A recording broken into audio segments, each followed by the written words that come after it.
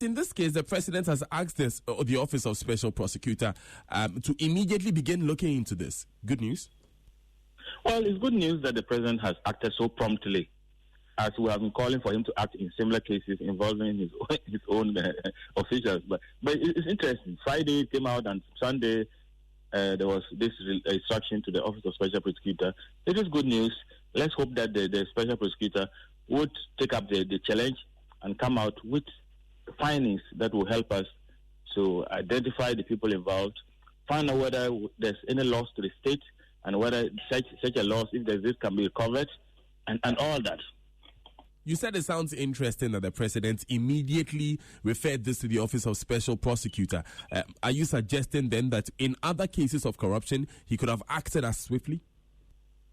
Yes, I think that's what we normally expect of him, as the president that has promised to curb corruption.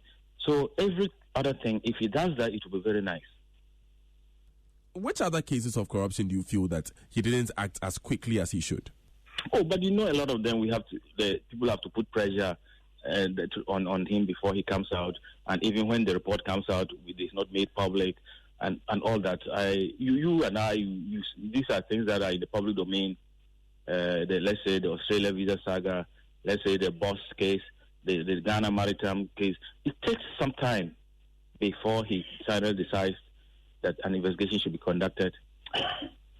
So it's not a new thing.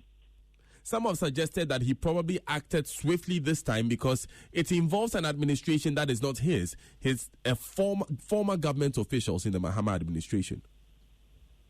Yes, I think that's what I was also implying, that if it was his own official, maybe he wouldn't have acted so promptly. And that in future he should try to act so promptly in all other cases, whether it is involving his own officials or other officials. The important thing is to try to deal with corruption. And so one thing that discourages corruption is prompt investigations into allegations of corruption and actions on those that are found culpable. And it should apply to everybody, whether you are NDC, NPP, or CPP, or PNC. And that will show that he's really determined to deal with corruption. Let's talk about Mr. Martin Amidu, who is now tasked with getting to the bottom of this matter. Some other persons in the anti-corruption space have said that because of his lack of resources, which he himself has complained about in the past, it may take too long for us to get to the bottom of this. Yes, I agree with that, especially the fact that there are some cases that are before him and we are not hearing anything about them. And investigations like this, they don't take just one day. It may even involve traveling outside the country to consult his colleagues in the UK. And so if he doesn't have the resources, definitely it will cripple him. And then I heard somebody also saying that Parliament should investigate. These are just duplication of efforts and waste of resources. If this president has already instructed somebody to investigate, a state institution to investigate, there will be no need for another institution to go